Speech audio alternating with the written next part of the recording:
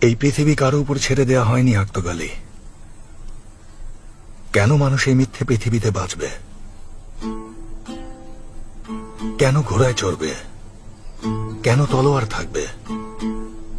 কেন তার ঘর থাকবে? সাম্রাজ্য, রীতিনীতি কেন থাকবে এসব?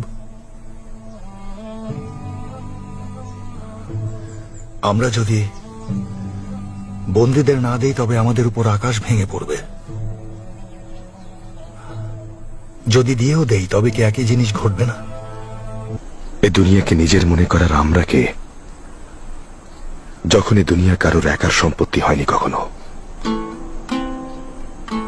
এই জীবনের কি মূল্য?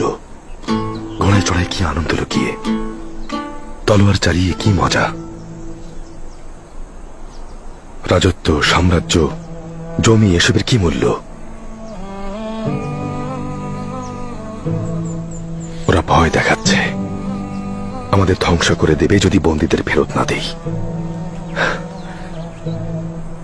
ওদের ফেরত দিলে আল্লাহর শাস্তি থেকে রেহাই পাবো?